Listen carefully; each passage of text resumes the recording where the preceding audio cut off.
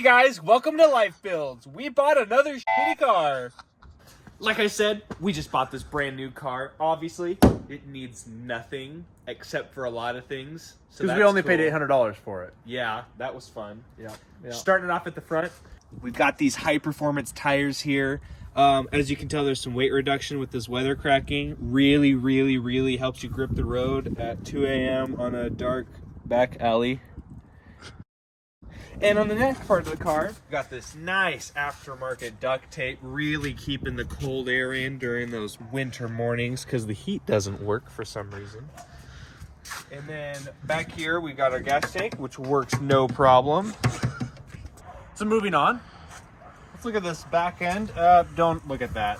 Sorry. It's a 325i, so, you know, good quality. That's something we don't even look at. You know, one window regulator's blown out. That's no problem. One thing that's really cool is the guy said this is a non-smoker car, which is, you know, super cool. You know, you gotta rip it. Hold on, sorry, I forgot to. I don't think so. I think we're good. He said it was a non-smoker car. Besides that, though, I mean, there really couldn't be anything else wrong with the car, right? There's a lot of places we could start with this car, but you know, naturally, I think we need to start with the rims.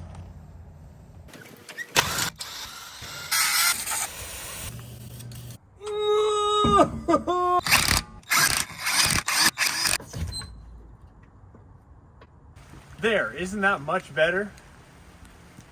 All right, now we're in the inside of the car, and as you can tell, it's been a little bit daily driven. You know, some of the interiors kind of been like worn a little bit, you know, nothing crazy.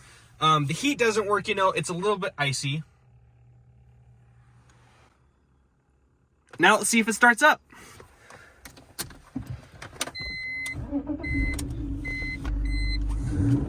Want to give her a few revs?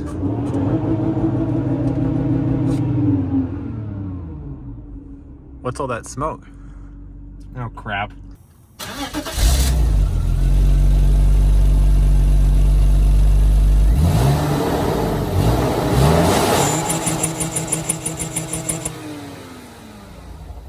And just like that, we're back onto the motor problems.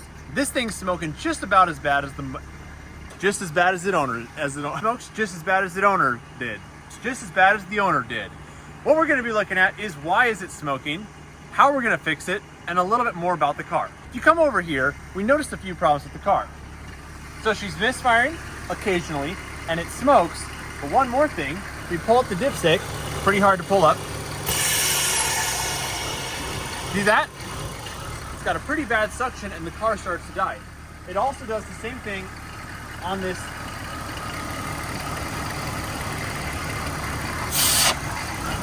See that?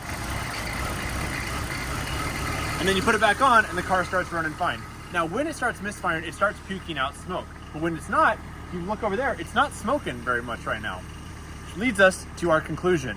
This is a CCV, not a head gasket. Because we don't want to tell ourselves it's a head gasket. We actually do think it is the CCV, and here's why. The CCV separates the oil and the coolant, and it neutralizes the crankcase pressure. When it fails, it dumps smoke out the exhaust, and it causes a pretty bad suction. The car does not overheat. We've checked the oil. There's no milkiness to the oil or anything. So that's why we think it's the CCV. So that's what we're going to be diving into and fixing real quick and see if we can fix this car out. And here we are, a couple days later, in the warm garage in a winter morning. We are going to tear into the Beamer today to try to replace the CCV, which is conveniently located under the air intake. We're also going to be replacing the coolant because it's got no heat, so hopefully we can do a little bit of flush. But we'll show you guys the finished product to see if this BMW was a success or a flop. Hey, there's half of it. Where's the other half? Here we go. I got 2 shots. Oh, almost. Redemption shot. Hey!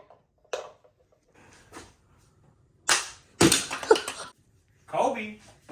Are you freaking kidding me?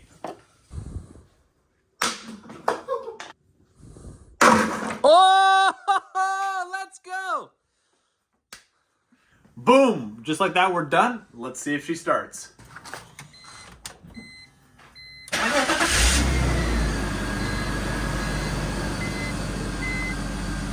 Look at that. She's running. Nice.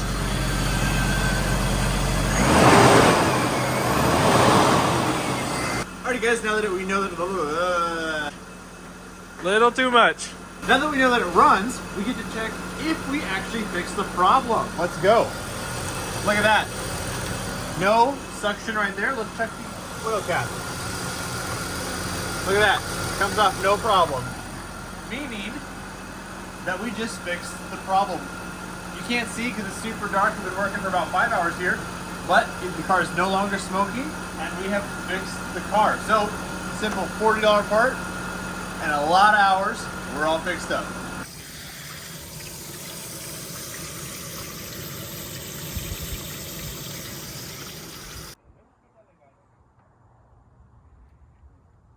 Hello, ladies and gentlemen. Welcome to the remaining episode of the BMW fix.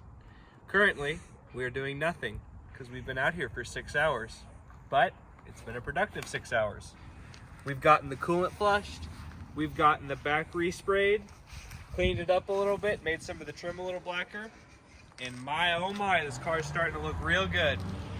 All we got to do next, take it to the car wash, scrub it up a little bit, make it look really, really good, and that's going to be it. We're going to be able to list it, make some money hopefully. Bam, just like that, the BMW ended up breaking down, so we sold our bodies. Let's get into this and see how much money we made on this BMW. So after a week of test driving the BMW, we ran into some problems with the alternator. We realized that it was failing, and after a couple $100, we were able to fix that problem. So now that the project's complete, let's take a look at everything we put into this car. So tell us, Michael, how much money are we into this car? So overall, we are only $1,267 total investment into this car. Now let me run you through what we did to get to this point, how much it cost, and how many total hours it took us to do this. So as you know, we bought the car for $800. Now, the next thing we replaced was the CCV. That was what was smoking so badly. Colby then did the BMW logo for the key fob. That was another 14 bucks. We did wheel paint, $32. We did a little bit of coolant, glue, adhesive, stuff like that. It was about $55. We did a cabin air filter on the car, $27.